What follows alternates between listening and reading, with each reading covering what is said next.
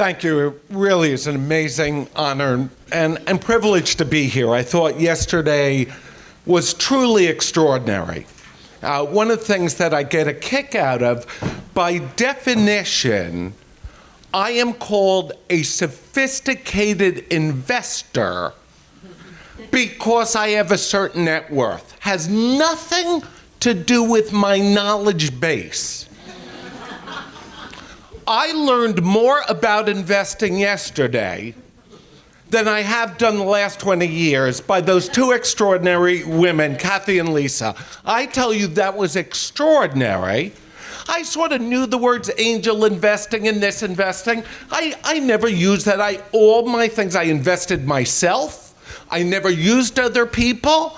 What a value that is. By the way, I've started several businesses. Two of them that failed, never did an advisory board. Dumbest thing. Oh, I have all the answers. I'm so smart. Oh, I know what I'm doing. Oh, absolutely no. I tell you, go to conferences like this, learn, meet people, connect. That's how we win at the end of the day.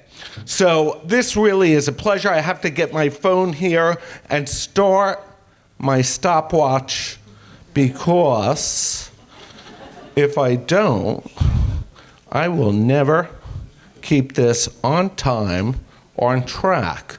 So my name is Charles Merinoff, and I am the chairman of Breakthrough Beverage. Let me get this going. And we are a leading wine and spirits distributor. We're a family-run business. We are part of the industrial food chain. I like to say we're part of the nice part of the industrial food chain, wine and spirits distribution. But look, we are a large company. We're a $5 billion company. We have 7,000 employees, 1,500 suppliers. We do 15,000 deliveries a day, 6 million cases, number 3 in the United States, and that's only because I'm in a family fight with my brother. He runs another company, and we separated. I used to be a $6.2 billion company. Now I'm a $5 billion company. And now we're number 3, but number 1 in Canada. So we are a fairly large, significant company. What's fascinating, so you understand distribution. There is a rule in distribution, you might have even heard it, the 80-20 rule. That is where 20% of your suppliers give you 80% of your volume. Good metric, interesting. So you just saw it. We have 1,500 suppliers. So 20% would be, roughly, you would expect 300 suppliers to deliver 80% of my volume. Let me tell you what's happened with consolidation in my industry. My top 5 suppliers represent 50% of my volume. My top 10 suppliers represent 65, top 20, 75. So top 50, somewhere about 30, 40 suppliers is that 80% of the volume. So they run my business. So it's really interesting. What is a distributor? For my suppliers, am I a customer or am I a vendor? Who am I? So for these top 30 suppliers, though I buy their products and I look like a customer, oh no, I am not a customer. I am a vendor. I'm like a law firm. I am someone they contract, and as my father said, the Lord giveth, the Lord taketh away. Oh, it is wonderful. I do $5 billion worth of business. My suppliers can take it away anytime they want. I don't own any of that business. So though I am a big, powerful company, I am a very fragile company. I serve at the will of those 50 suppliers. What's fascinating, from 30 to about 50, it's a symbiotic relationship. And then everyone below, in many ways, I'm the customer. In many ways, to the small vendors, you're selling me. You know, it's amazing. my remaining suppliers, those 1,400 suppliers, only represent 5% of my business. My bottom 500 represents 1.5% of my business. But here's what we are amazing. For those people, we're an amazing logistics company. We will do nothing for you to sell your product. So if you believe, oh boy, I got a distributor, I have now won. No, all you got was a very good trucking company who will deliver your product. Oh, they will not sell your product. No, these people, I sell their product. These people, I have sell programs for. These people, I work my ass off for. These people, I provide amazing logistics. No one likes it. By the way, being a distributor, no one likes you. The suppliers do not like you. They never think you're doing a good enough job. Your customers never like you because it's never the right price. You never do anything right. So being in the middle ain't a great place to be, but it's all we know that's all we know. So this is the family business. This is what it looks like operationally. What's interesting is my life, and it started out at that picture. And I must say, I love this frame because it really describes my life. That one frame is a beautiful frame. It is a beautiful frame. I said I have done two things brilliantly. The first one was creating that frame. It was brilliant. I did it by picking my parents. Picking your parents is really hard. I was blessed. I did brilliant. All my commercial success, that $5 billion empire that I built, was all due to my parents and my grandparents. Oh, if I was not successful, you know what people would say? What a shame. How did he screw that up? How did he screw that up? So, though I am proud as a third-generation business person that I did not screw it up, that is my claim to success. I was so happy to empower the fourth generation because then if anything goes wrong, it's their fault. My company survived my leadership. I'm really proud of that. But what's so interesting is how my life changed when I married my wife. She put the other 3 boxes in there.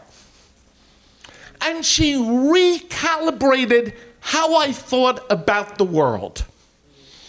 And I tell you, it was a 20-year recalibration. A 20-year recalibration, and she came to the brilliant conclusion, I will not waste my time in changing people like you. I am going to start a farm camp, take their children, and teach them about what the right thing is. And here's the good news about people like me. We never changed the people's minds who thought the world was flat. They just died. So eventually, do not worry, us flatlanders are going to die soon enough, and you people will change the world. And I tell you, it is people like my wife who is recalibrating. And at first, when I met her, I thought she was beautiful and interesting. Then I thought it was more profound. Then I realized it is how you save the planet. It is how, and I live in a fascinating world of duality. And that's why I love the transgender speaker, because I feel like transgender. I tell you, I stand before you in a man's body, but all my commercial success is due to the womanly traits that I have. And I am a heterosexual man, but all of my traits that make me commercially successful, and you will hear about it, of how you build brands is in a very different way than people think. It is about community, it's spiritual, it's connecting in a profound way, and that starts with biodynamic farming, not the practices, but the spiritual concept that we are all connected. Anything living is, we're all connected. We all have impacts on each other. And believe me, when you create the stories, when you create the feeling for people, you can do extraordinary things. So it started with my wife farming. Then when I married her, I didn't know it was a package deal. I got the entire family. And her brother-in-law started Edible Magazine, and I invested in that. And her other brother-in-law started a beverage distribution company. And then one is starting a brewery. And the last thing, it is about giving back. Yes. It is all about giving back. It's interesting, our family story. It is the American dream. My grandfather was an immigrant, came over from this country, an immigrant Jew from Russia. He was a bootlegger during Prohibition. In fact, it's so interesting. Our family history does not start until the day after Prohibition. I swear. I am not joking around. We must have came from a terrible place in Russia. There are no stories about our ancestors. You ask my wife, she dates her family back to 800. 800, they're buildings. There's a Capitol Hall in Virginia, that's her family. Her family's Walker. They have stories. My family must have been really not in a great place. We have no frickin' stories. Till the day after Prohibition. My grandfather was a bootlegger. He was not proud of it. That's why there are no stories. All those fun movies, oh, so cool. I don't know any of those stories. I don't know any cool stories. No cool pictures of my grandfather and his buddies. None of those stories exist in my family. My father went to Harvard Law School, graduated second in his class. It was interesting. He was a Jew. He could get a good job. So he became a U.S. prosecuting attorney. It was ironic. My grandfather, the bootlegger, the joke in the family, out of his first 44 convictions, 30 of them were his friends. It was very embarrassing. But my grandfather was so proud. And my grandfather made a living by doing favors for people. That he was a fix-it guy. He brought people together. What he taught me, and there are two amazing things, stories that I love. One he told me, and it was ironic, being a gangster, the grave you dig for others is the one you fall in yourself. The grave you dig for others, all those people who hurt you, all those people who you want to get even, forget them. Don't waste your time, energy. The other brilliant thing he said, and this has served me so well, especially in a family fight, my brother, most wonderful kid. Wonderful. No bad people, different way of thinking. The other thing he said is, if two people always agree, when is it needed?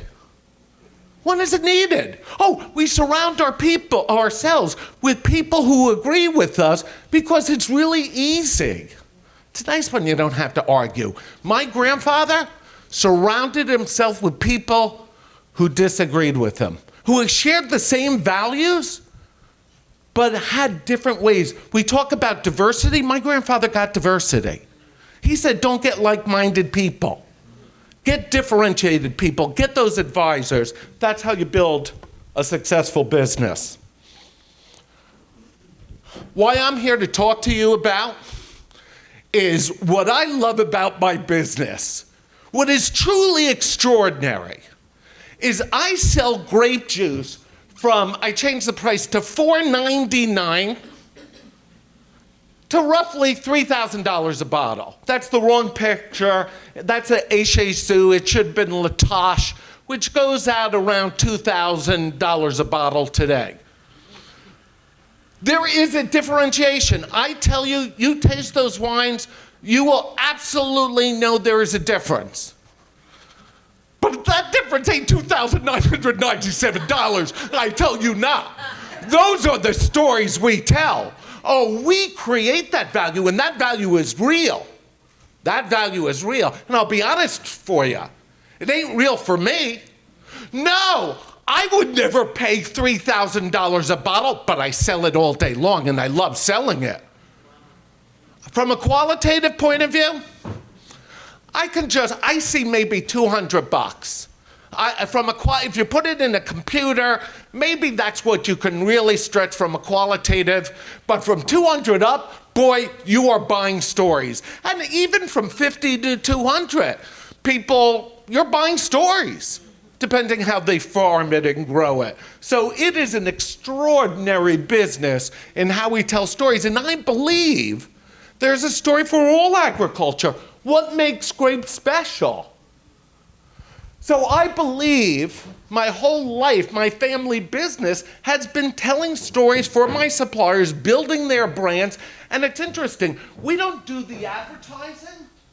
What we do is the brand activation. See, we're on the ground. We get it into accounts and bring it to life in the accounts.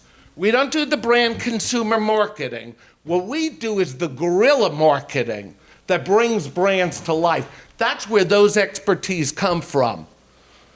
We don't have the budgets for telling the story to the consumer, but we tell the story to the trade. And it's interesting, what my goal over the next 5 years is work on a macro level. And that is working with organizations like NOFA. The last 30 years being a liquor distributor who is large.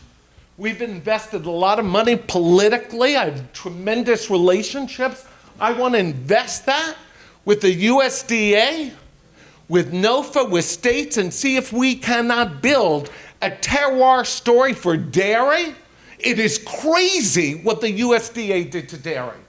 It is crazy. And all wonderful people. These are not evil people. When they said, buy a Holstein, they produce double the amount of milk of your Jerseys. They weren't wrong, but it created a different product. No, I milk Jerseys.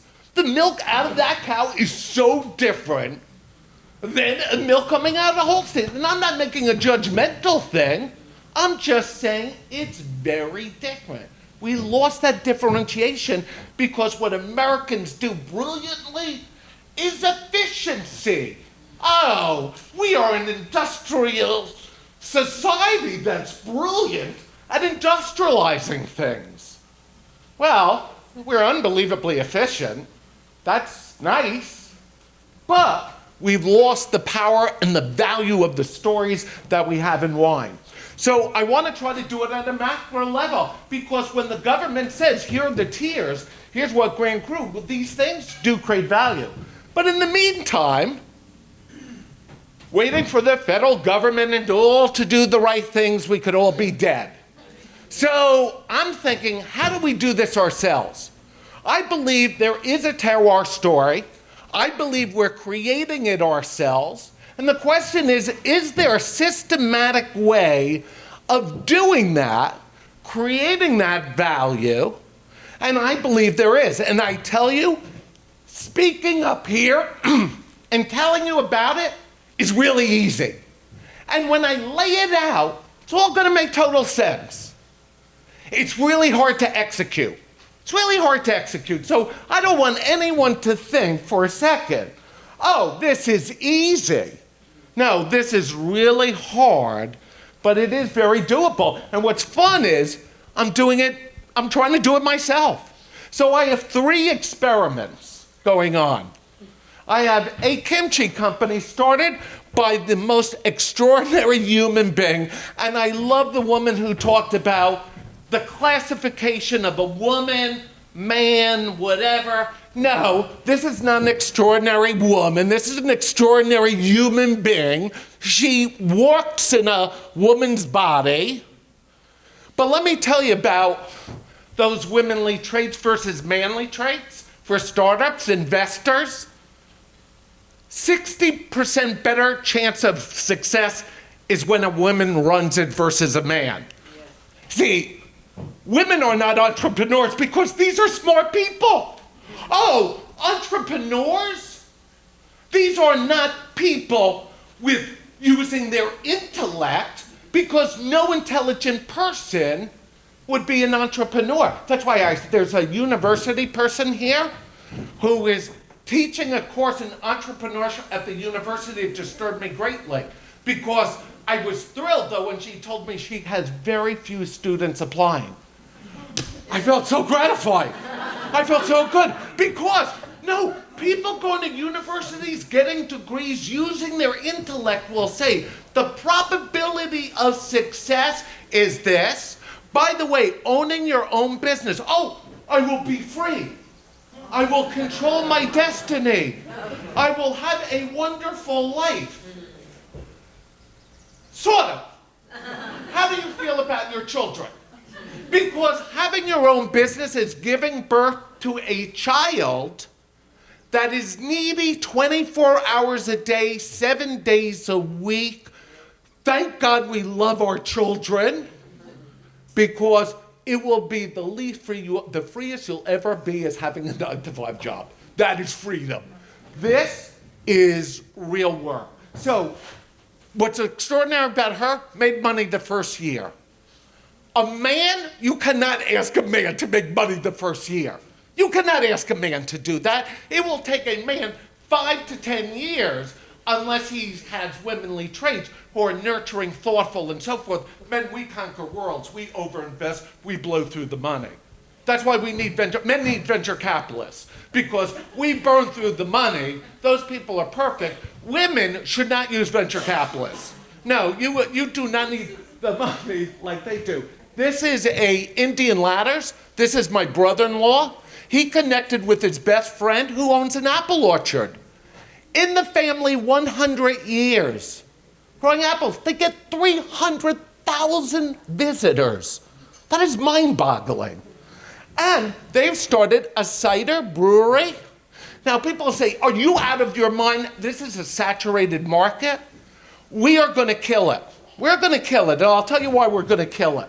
We cannot miss this, and if we miss it, it's because we're horrible. We suck, because this is an amazing, amazing concept. They grow every bit of hops, grain, apples. He wrote a book, or his wife wrote the book, on growing hops in the Northeast. They're leading experts. They serve their community in a profound way. And here's where he's brilliant. Started at a 3-barrel brewer. We're up to 20.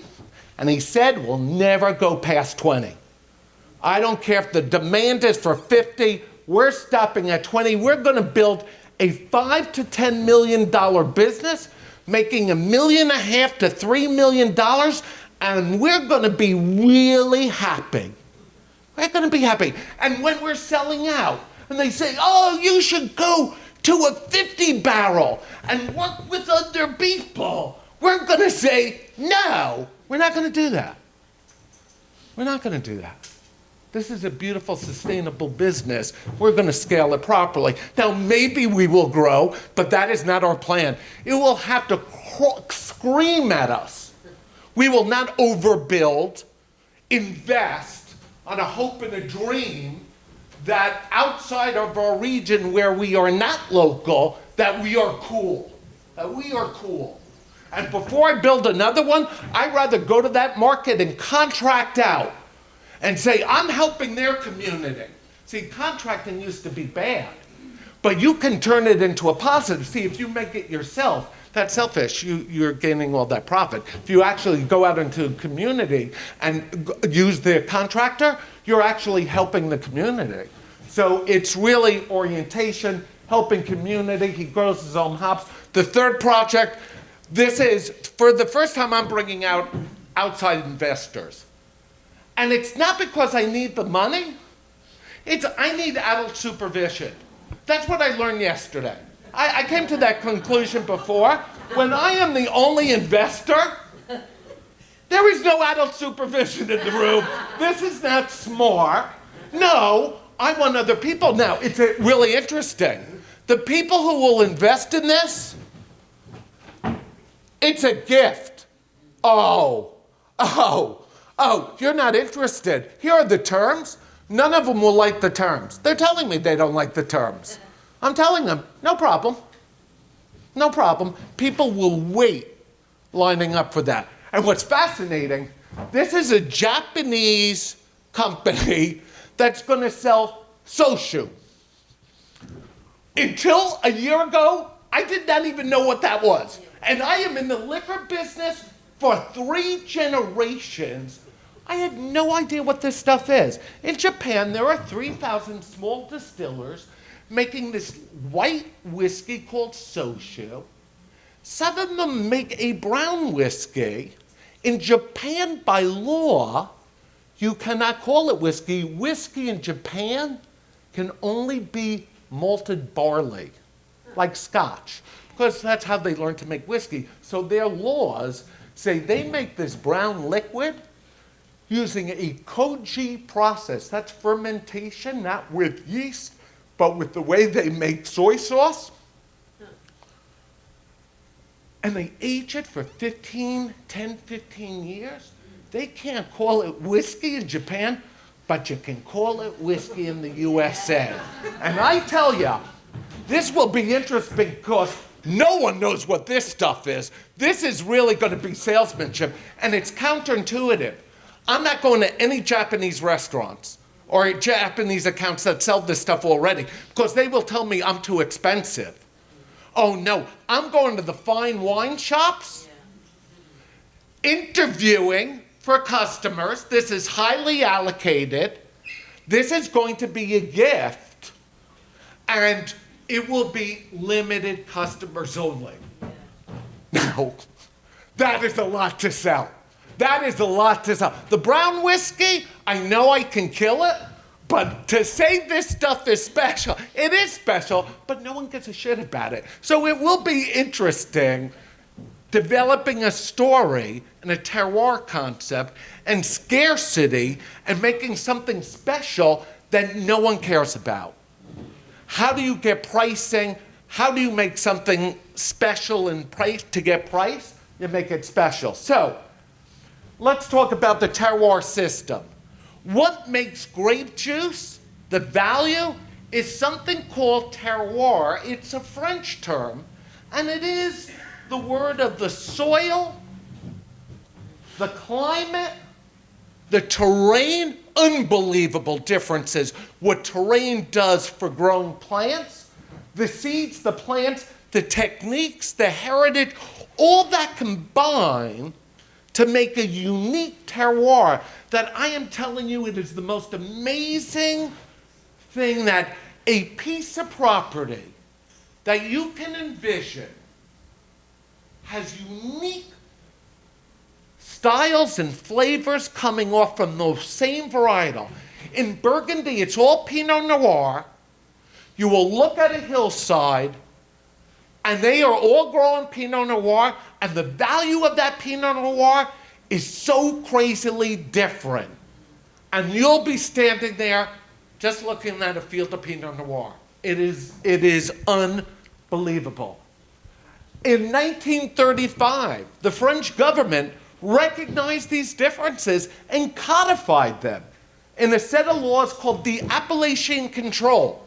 These are government laws, and what they do is they say what you can grow, what wines that you can grow in what regions, the yields, how many tons per acre. Yields are huge, make a huge difference in the quality. We know from pruning. We drop fruit. We should drop more fruit. We can tell a better story. Half the stuff that we're dropping that's rotting because we know we're not going to sell it, drop it up front for 10% and tell them the concentration that I've gotten tripled the value of that. That's what we did. That's what in the wine business. Village wine, 12 tons per acre. The regional wines. Village wines, about 5 tons per acre. Premier Cru, 2 to 5. Grand Cru, 2 tons per acre. No irrigation, none of this. All these rules, what you can grow, where you can grow it. And today, it is amazing. It has taken over in many other parts of the world. Today, France has 360 unique appellation controls. In the US, there are 240 distinct regions that the government says the things grown in this region are special. In Italy, 360. In fact, it was interesting. You might have heard a term in the wine business called super Tuscan wines. These became very expensive wines who broke the appellation control laws because they said, in this region of Italy, if you grow Cabernet, we can make kick-ass Cabernet, blend it with Sangiovese, a little Merlot. We lost the appellation control, but we can sell this stuff for $280 a bottle. So that created a new category of people breaking out of the appellation control, and they called it super Tuscan.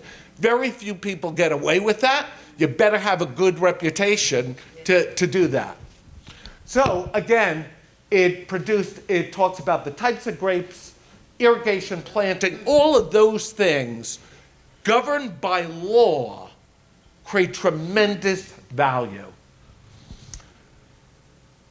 One of the unique experiences that I had was working with this gentleman, Bobby Ketcher. And my wife is here, can share you many stories about Bobby Ketcher. He is a man that it was the most amazing love-hate relationship. He was an A-type personality that you couldn't believe. I found him in the basement of a company we bought at Washington Wholesale Liquor. And he was living in the basement. I thought he was one of our employees. But I found out he was not. He would sit in his office, smoke. We're not allowed to smoke in the office. He'd sit in his office, close the door, smoke cigarettes. And he was an importer of these Burgundy wines that were so hot in Washington, D.C. The deal was, we'll be the wholesaler if we gave him an office. So I meet this crazy guy selling these most extraordinary wines, and we became friends, and eventually I bought his company, and this was the funniest thing. He sold me his company so he could take it easy. The security of having a big partner, and he almost gave me the company away for nothing. He sold it at such a silly price. In fact, afterwards, I gave him back. I insisted on giving him back 20% of the company. I forced it on him. And I forced him taking more money because the deal he negotiated was ridiculously good. He taught me the wine business, and what he did was transform Burgundy in a profound way. And it's really interesting. He did not invent terroir. He did not invent that. He did not create single estates in Burgundy where single farmers sold their wines directly. In Burgundy, which is different than Napa and different than Bordeaux, is in those places, like in California, you have wineries, Chateau Latour. In Burgundy, you do not have that. You have growers, you have farmers, and they sell to negociants, co-ops. So you have all these hundreds of farmers growing who sells their wine to Jadot and Dru and these negociants. And what Bobby did was, and you have some single growers who made their own wines and sold them direct. They were small and unique. And what Bobby did was go to some of the really good growers and say, you know what?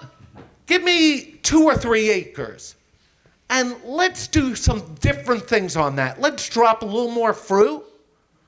Let's farm it slightly different. I'm going to help you buy barrels. We're going to make that wine 10%.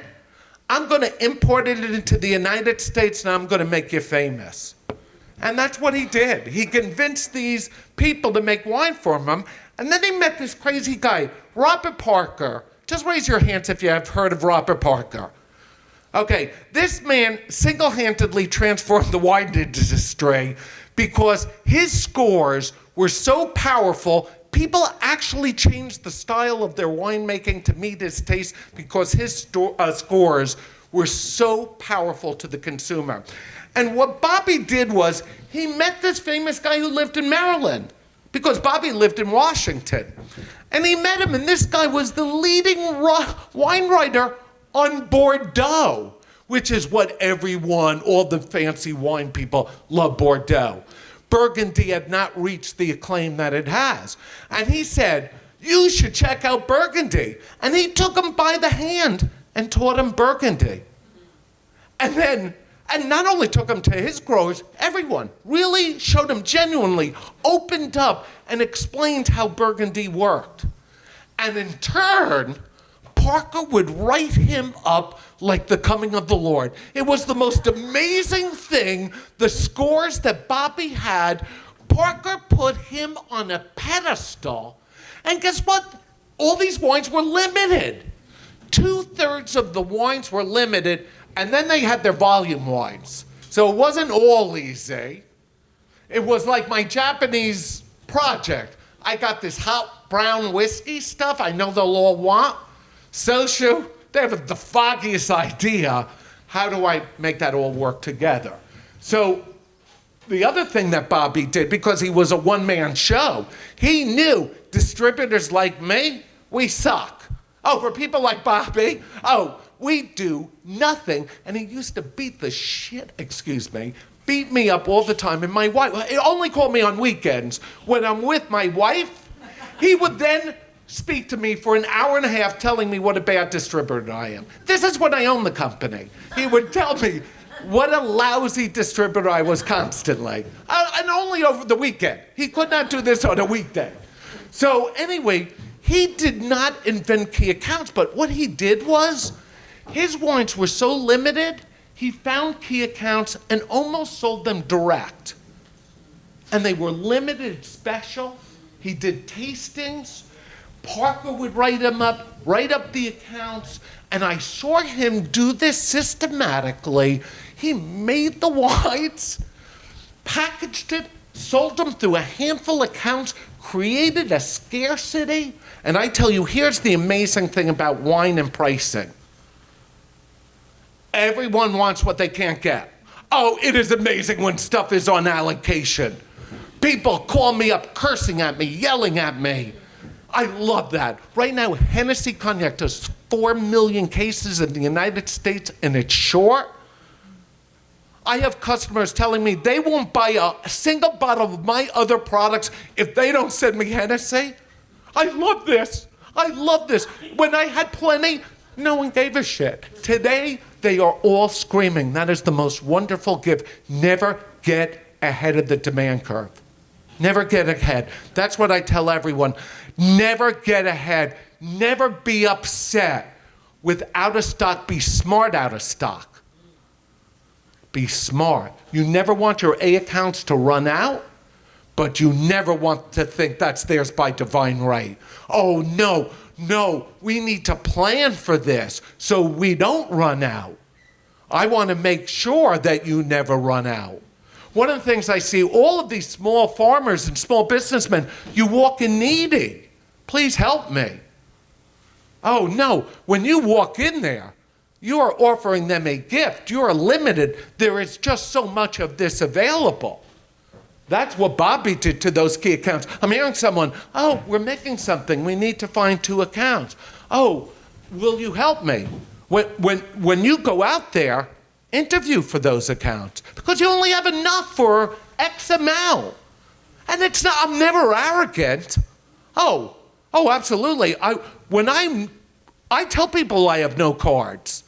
When I'm negotiating with my large suppliers, Diageo, I never fight with them. The first thing out of my mouth, whatever you want.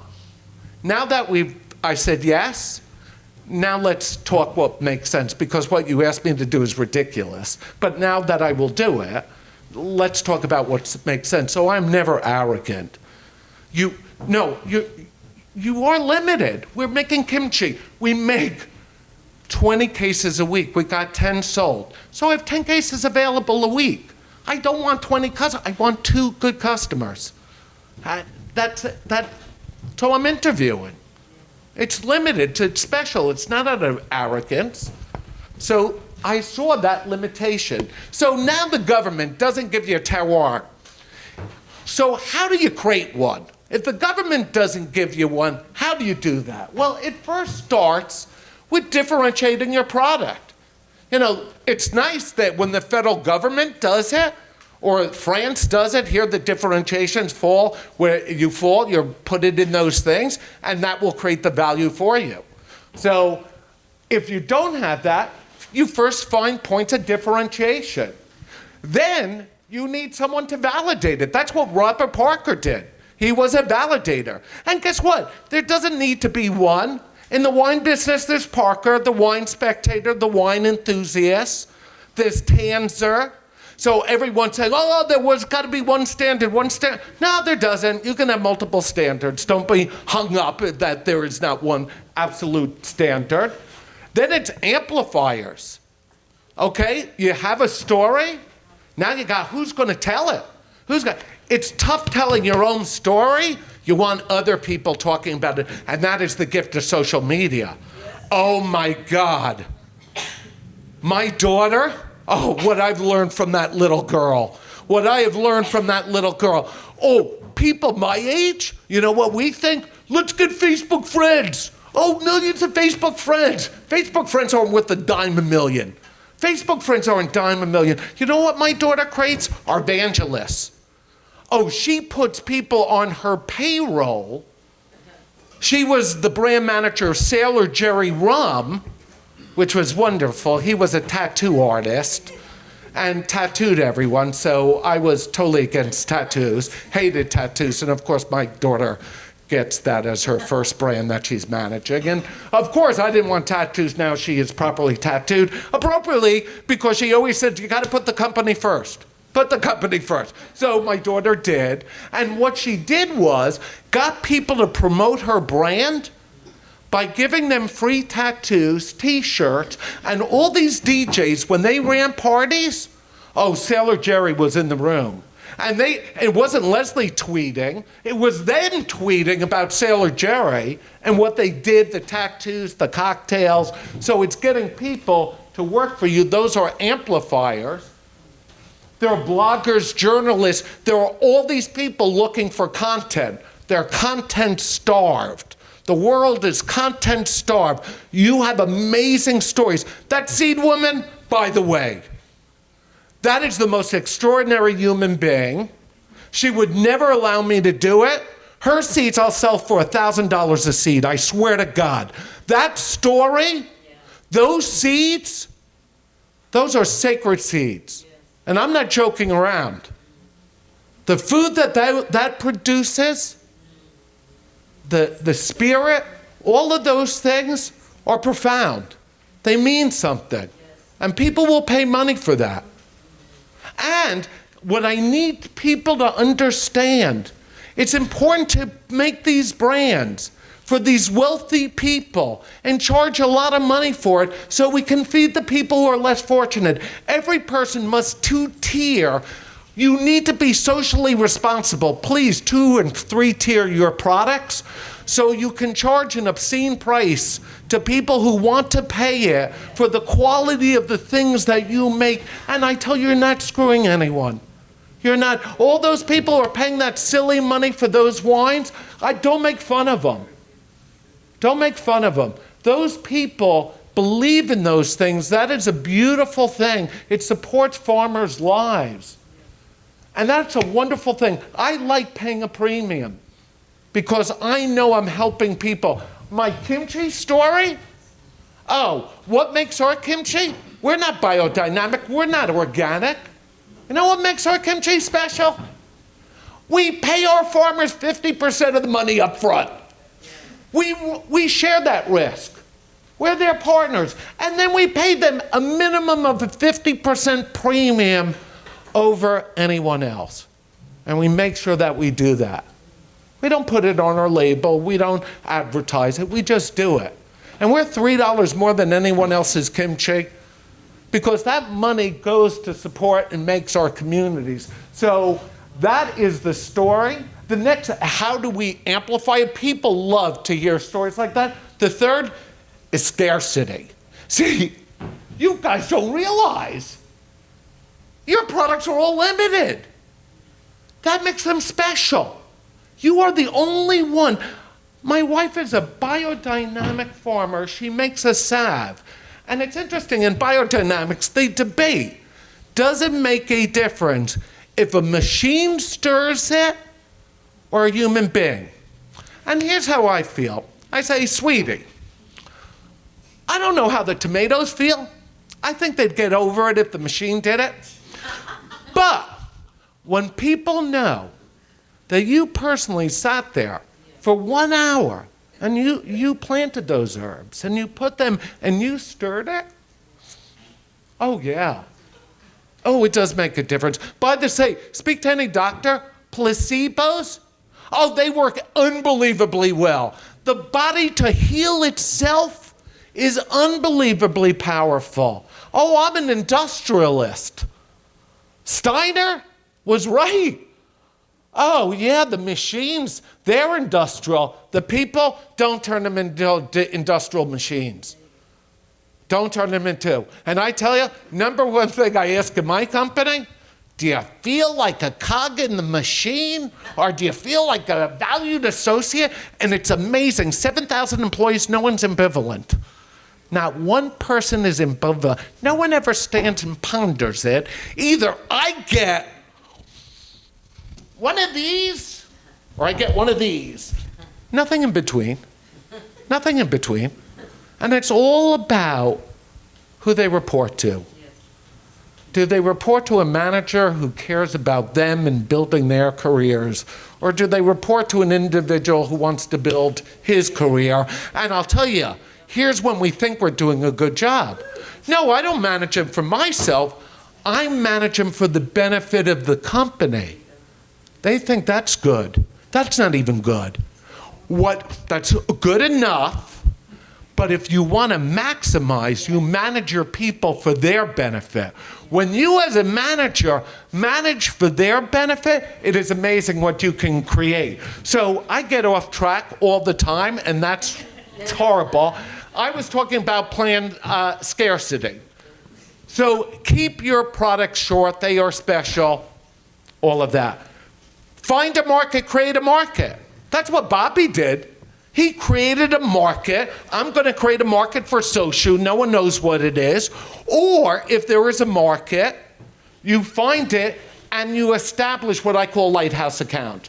Those are accounts. What's a lighthouse account? Any account that treats you special and will tell your story. And you create a lighthouse account by giving him something special. What is it? Exclusivity. So that's what Bobby did. He said, I'm going to make you the exclusive retailer for these wines, for this region, for this county, for this block. Whatever it is, you're giving them special. You're giving them yourself, in-store tastings. You have no idea how powerful you are as salespeople. There's something called Tito's Vodka. Who knows Tito Vodka? Okay. This will be the #1 brand in the United States next year. They went from 0 to 8 million cases, and it's strictly through lighthouse accounts and being a real individual. Last part, and this is counterintuitive. You are struggling, you have no money. You have nothing. You barely are paying your bills. Give to your community. What do you give? Give your food. Give whatever you're making. Because here's the interesting thing. Whoever you give to, charitable organizations, they're generally run by boards. And there are wealthy people on those, or people who have money on those boards. And when they see you as a local business supporting their causes, those people want to help you. Those people want to help you. And here's what's the wonderful thing about beverage alcohol.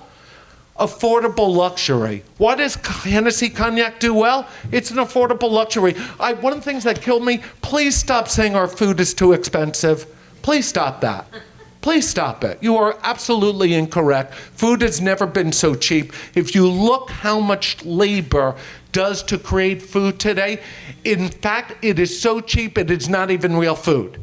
It is not, and we've created an expectation that food should be cheap And because in needy communities, and this is very controversial, we need to provide good food, but I'm telling you, in those communities, the problem isn't the food. People don't know how to make it, people don't have the time. There are a whole bunch of social issues. But farmers need to be paid correctly for the food, and that's why I also believe in tier pricing for food from a socialistic point of view. Because if you charge wealthier people and create that premium food that's real, you can then create more affordable food. And I really do believe there's an opportunity to serve all communities. So first, how do you create, and how am I doing time-wise? So, 10. So I am at 9:30. I was hoping to almost be done by now, so I am really doing terrible. So I'm going to move this through more quickly. So the first thing is building points of differentiation. The good news, it's probably been done already. So I have this terroir project, and I'm going around there, and boy, I did not invent this. Oh, people have been talking about terroir for 30 years. There are terroir projects in every state. I tell you, for dairy, it's been documented. For probably apples, for most things, just doing the homework, go to the universities, find out those things of differentiation. And so what makes your product different? It is the cows, the seeds, what you feed them, how you treat them. Create a story of differentiation. It's got to be real. What is different about your soils? What is different about your farming practices? What is different about your process of production? It was interesting, at WSWA, we heard a tomato farmer. I guess tomato farmers drop a lot of fruit they don't sell. I guess tomato farmers don't sell all their tomatoes, and this guy was dying because he was burying them every year. He finally made a tomato cocktail juice for cocktails, and he's selling the hell out of it. So, but here it is, it's always about added value products. I'm tired about people having to make value-added products to make money. One of the things I talked to him about, what if you took 25% of your tomatoes, and you know you're not going to sell it? What if you did drop half the fruit and pruned it back and made a more concentrated tomato that is really special, and then went to a supermarket? Could you sell a higher priced tomato?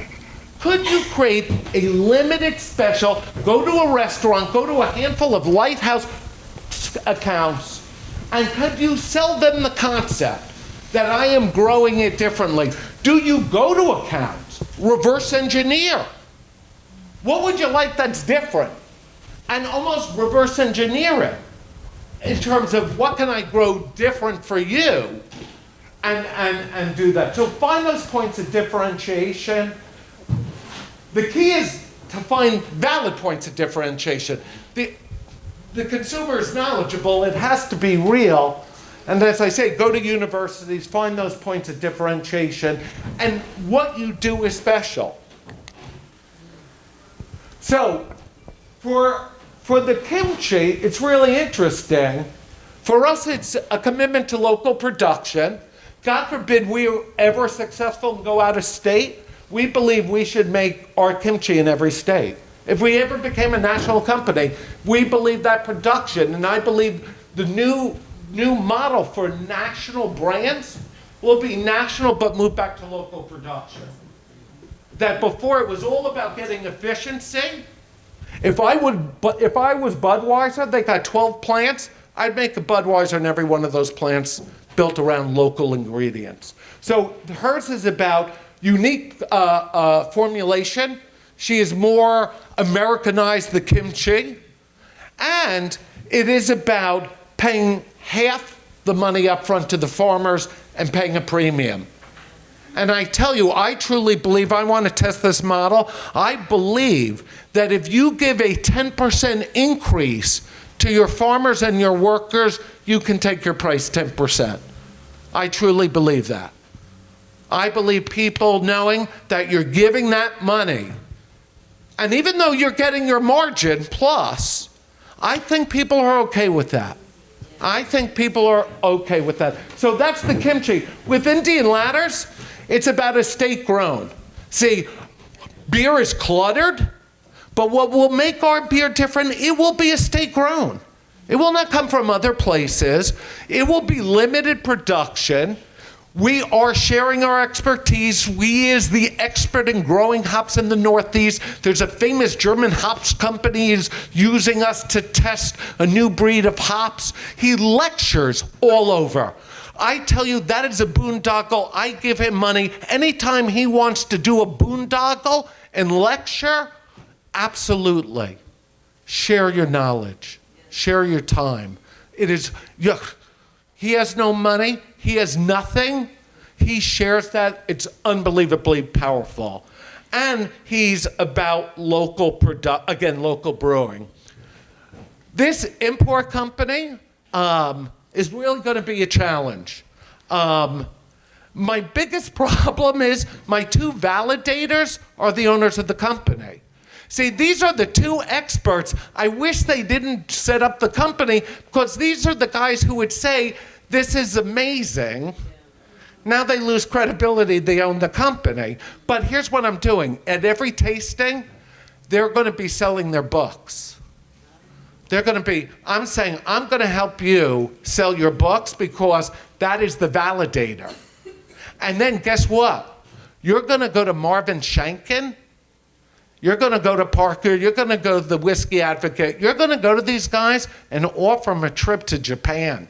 And you're going to educate them, as Bobby did, on what Soshu is, and get these opinion leaders.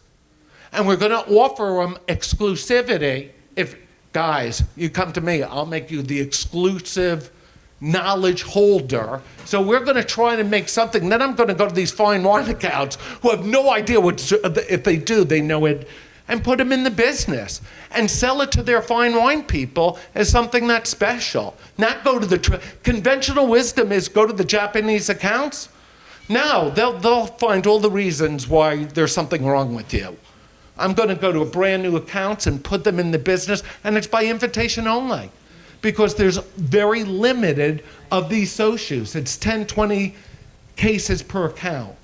So we just got to make that important, and that they don't laugh at me and say, what the hell do I need? 10 cases of something that no one's ever heard of. That's not a favor, Charlie. You can do other favors for me. You could do better. So then it is finding the validator. And I tell you, newspapers are hungry for articles. People want content. One of the things is I owned Edible Magazine. And interesting with magazines, if you advertise with us, we will want to write about you. And I tell you, in country environments, it's not that expensive. And yes, it's an investment, but it's interesting. You take an ad in a magazine, they do an editorial on you, and here's what I do with the ads. I always put the customers who are supporting my brands. See, by me amplifying them, then they amplify me. They tend to put me in their ads. They let me do tastings. So it becomes a symbiotic relationship. You're cool, you get local advertising, you buy some of it, you invest, they write you up, in your ads you put your customers, you support them, and then they're supporting you. And you build that exclusive symbiotic relationship. You work with different associations. If there are ones, they can help amplify your message. And again, support local charities. They, in their newsletters, they will write you up. That's free advertising. Yes. So those are all ways of amplifying and validating, and they go hand in hand. You know, many times there are validators who are amplifiers and vice versa. But it's the concept of creating limited, making those accounts feel special. You're special, they're special, making each other feel special. So, finding validators, it was, I went to Edible. We in Vermont, we went to them and we took an ad in it. And they said, oh, we love what you're doing, and they did write us up. And it's interesting. In our ad, we've put the Brattleboro Co-op, and guess what? We're one of the featured brands of the month, and they put us up in their literature. So you support each other in this symbiotic relationship. By the way, you doing in-store tastings, mind-boggling. When Gina Gallo, I once had a father, do you know Gallo wine? That family is the most extraordinary family you have ever met. They must clone their children because these are commercial animals. You have never seen anything. You think I am driven? These people are unbelievable. So Gina Gallo, I am following Gina Gallo in every store she walked into, and Gallo wine, you know, is not the greatest reputation. And in Zacky's, I saw 25 cases of Gallo wine on the floor because Gina Gallo put it there. Oh, you know why Tito's is 8 million? There's a Tito beverage. He is a kick-ass cowboy, and he will be the #1 brand in his world. You know what his whole platform is? I'm a damn cowboy. I'm the luckiest son of a bitch in the world. I've made a lot of money. I'm coming to your community. Whatever I can do to help your community, I got money in liquid for you.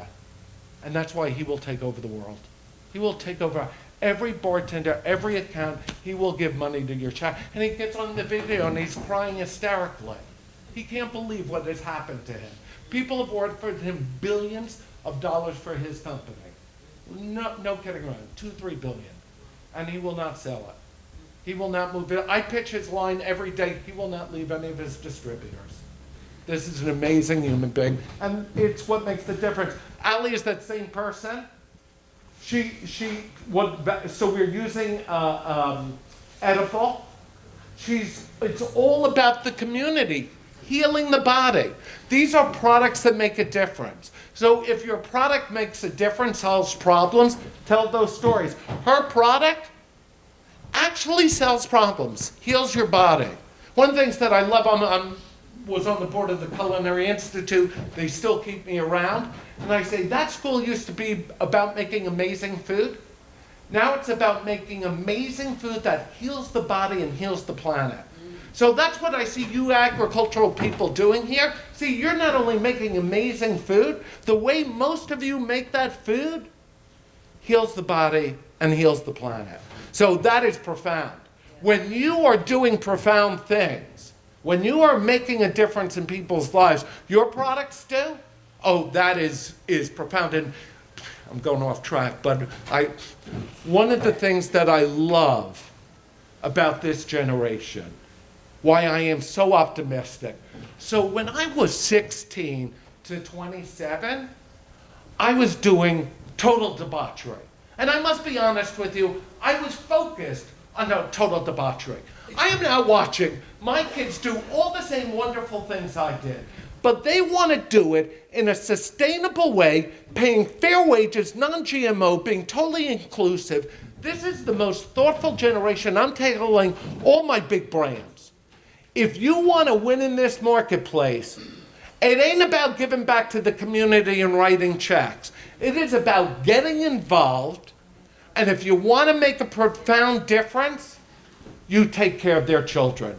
And I'm telling you, I'm chairman of the Thurgood Marshall College Fund, and we're going to get a lot of money because I'm telling all these brands, you need to take care of their children, and when you take care of people's children, oh my God, you own them for life. You own them for life. Let's take care of all of our children today. So with Indian Ladders, the amplifier really is going on the road. He lectures. He lectures on small farming, on growing hops, making beer. He gives of himself. He does all these beer podcasts. He wrote this book. He does community events all the time on the farm. It's a destination place. He connects with all the bloggers. And again, he's doing ads on the radio, not very expensive, talking about the vendors who are supporting him. So same type of concept. For the Soshu, as I said, this is a real problem.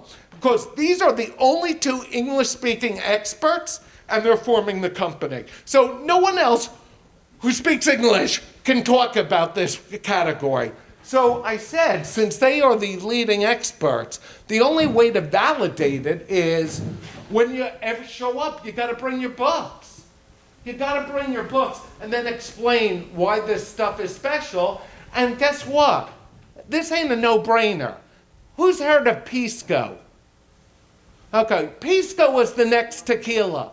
Then Casacha. Who's heard of Casacha?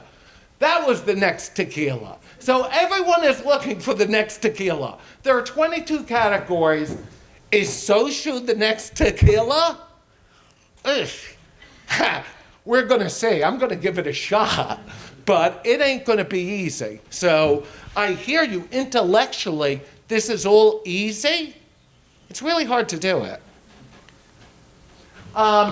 This is the most important thing. Lighthouse accounts. Single most important thing. And it goes to scarcity. So I hear it all the time. When you approach accounts, I almost want to cry. Because you go in a needy way. And I tell you, my friend Bobby Ketcher was working with one of my salesmen. And he wanted to cry.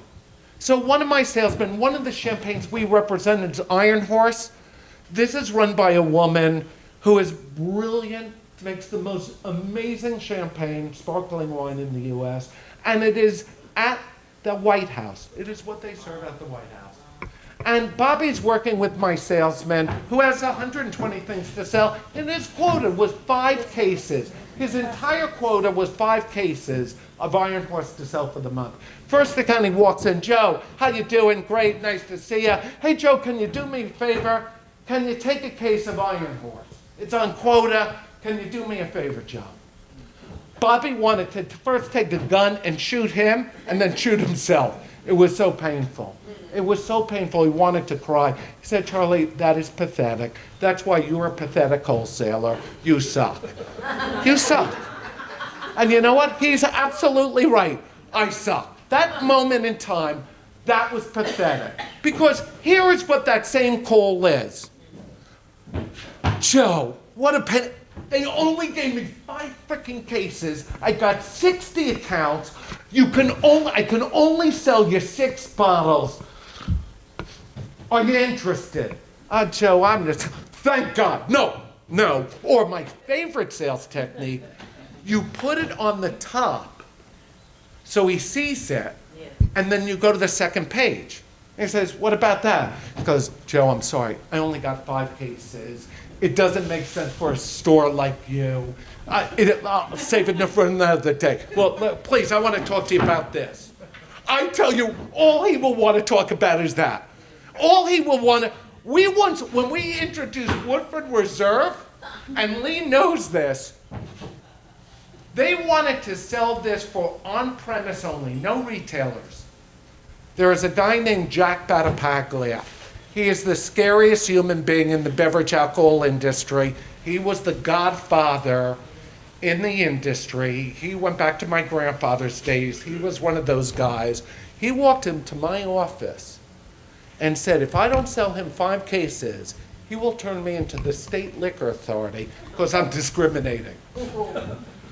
If I had went to him and tried to sell him 5 cases of this, he would have asked for a deal. He would have done this, this, and this. But the fact I said he couldn't have it, he's going to turn me in. So it is really interesting. So remember, when you go out there, you are limited, and you're not arrogant. Oh, it isn't that you're arrogant. It's the truthful with the kimchi. I'm going to the distributor, I'm having the most fun. I'm going to a distributor and I'm saying, this is allocated.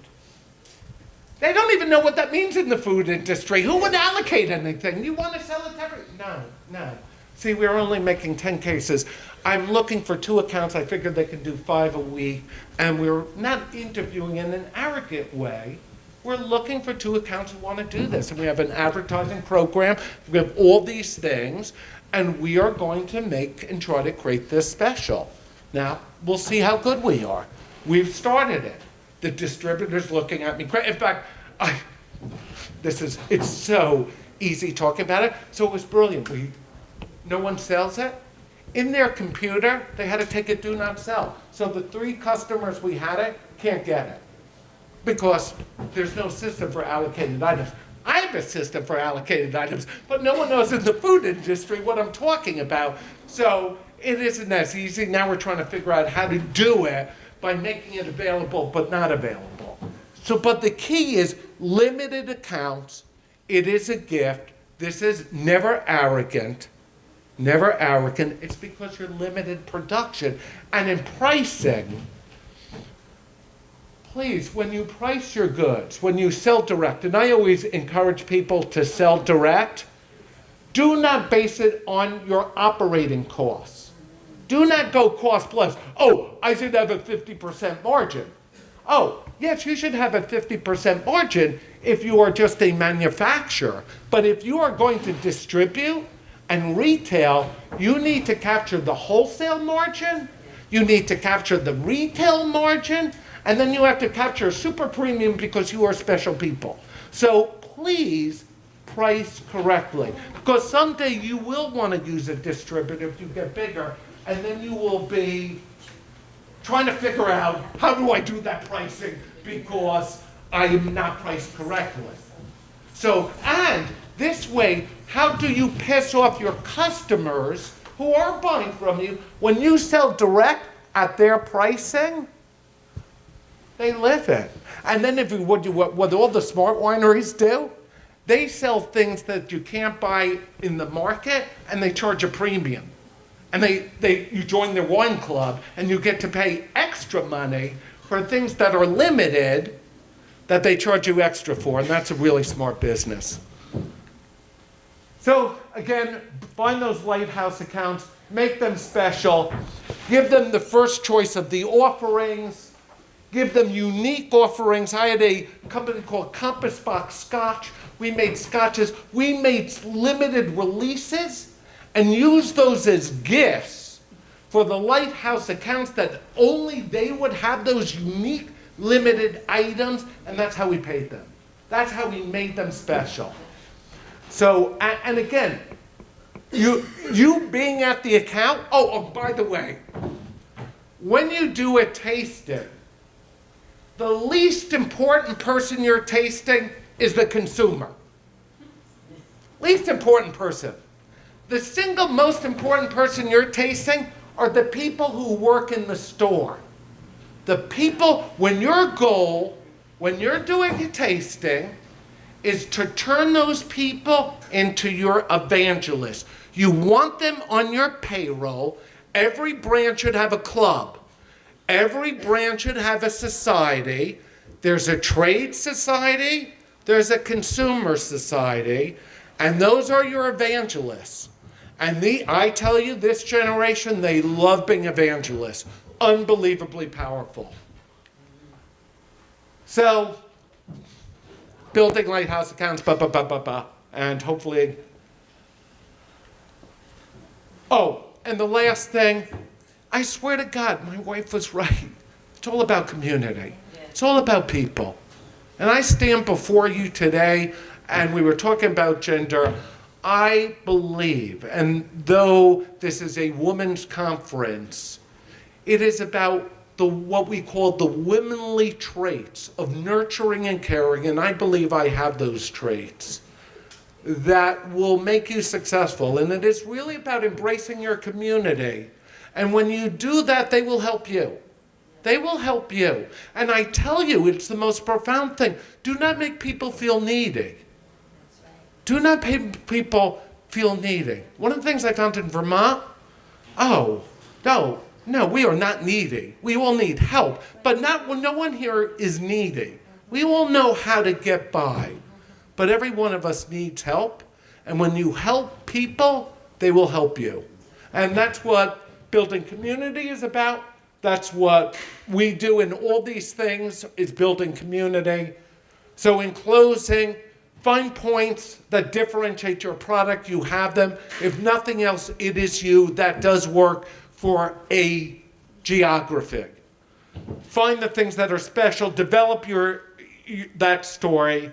Find the validators. They're out there in your community. They're bloggers, they're writers, advertisers. Give to your community. And again, never get ahead on production. Always be short. I swear to God, the Dom Perignon people are brilliant. December 22, I don't have a bottle of Dom Perignon in my warehouse. And even in the crash, I swear to God, there might have been a warehouse filled with Dom Perignon, but everyone knew they were out.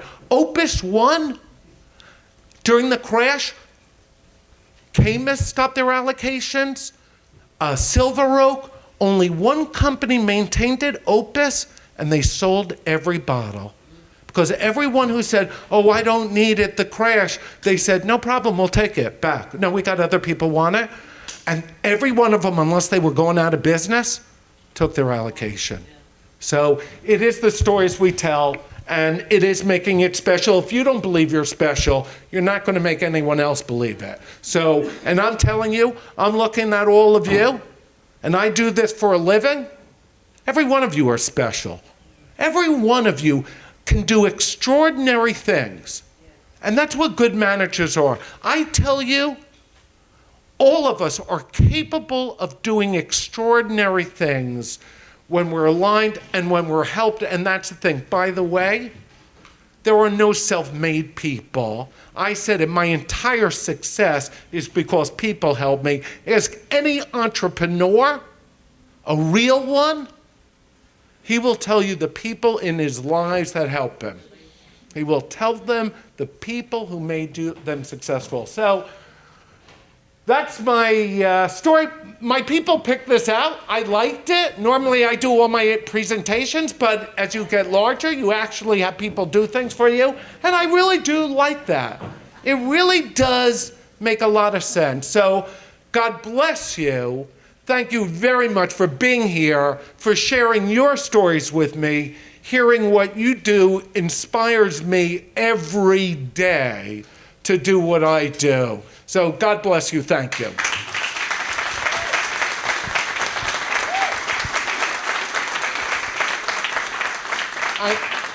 I know I'm way over time. Oh, so what time is it? What time 10 o'clock. 10 o'clock. Right on time. Okay. So speaking of allocation and creating scarcity, we're going to go a little bit over. I think because we've got a half-hour break, and I think it's usually a 5 or 10 minute walk to everything. So we're gonna allocate a couple of questions. I'm sure there are a lot of questions, but we'll allocate a couple. So if anyone wants to raise their hand. Sure. I didn't actually ask you, but I'm assuming it's okay. Oh, like I hate talking. Well, thank you for these amazing stories and the lessons that you've distilled from them. You began by talking about the 80-20 principle and how it doesn't apply in your business. I have another question about the non-applicability of the 80-20 principle in your business. I'll begin by saying I've had some great times in my life sharing bread and drink with people. And the statistics that I see that if breakthrough is typical of the industry in the U.S., then over half your sales go to the top 10% of drinkers, and they drink on average 10 drinks per day. I'm sure everyone in this room knows someone whose life has been destroyed by alcohol. And it seems maybe the great philosopher Homer Simpson wasn't too far off when he said, to paraphrase, alcohol, it's a cause of and the solution to all of life's problems. And I'm wondering how you think about that. No, and I think about it a lot. You know, I am thoughtful, I am a parent, I have kids. So things like how it affects people's lives, oh, absolutely. I think about it every day. I don't own it. I don't own it. People need to own their own outcomes. But I realize, oh, alcohol is a problem. I'm concerned about marijuana. I really am. Here's what I'm really scared. See, with alcohol, I know when I drink I get stupid. I know with pot, oh, I work fine high. Oh, I drive fine high. No, it might be more enjoyable, but I don't think you're optimal when you're doing those things. So that's why I believe in heavy taxation. You need to pay, I tell you, sugar needs to be taxed like alcohol. Sugar needs to be taxed like alcohol. No, and if we're going to legalize marijuana, we need to get the money because you need to create a value proposition because it does create a harm to society. We found when we outlawed it, and I tell you, I had a friend, Moe Eichenbaum. He had the #2 license in New York. He owned speakeasies. His line was, oh, bring back Mad and Sad. Bring back prohibition. I'll show you how to make real money. I'd rather have one bad year of prohibition versus 5 good years of repeal. Oh, my grandfather did very well during prohibition. It's a great business when it's illegal. But it's not the best for society. So I'm coming to terms, these things, when people will do them, how do you control it? How do you maintain it? How do you tax it? How do you mitigate the harm that these things do? With cars, people will kill people. I tell you, you want to save society? Ban cell phones in cars. Make them lock it in the trunks. There are a whole bunch of things that cause harm to society. We need to be really thoughtful about it. We can't stop the harm, but we got to mitigate. We got to tax appropriately so the funds are available to help the people who need help.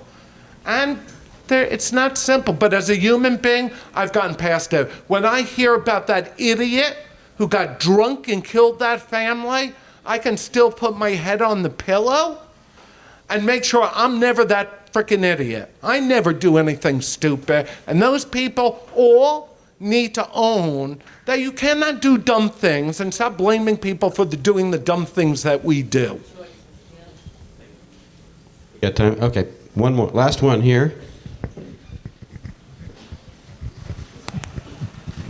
Hi, Charlie. That was great. Quick question: when you were talking about the kimchi business, and you said you didn't actually market it as a marketing point around supporting local farmers and the sort of high wages that were paid.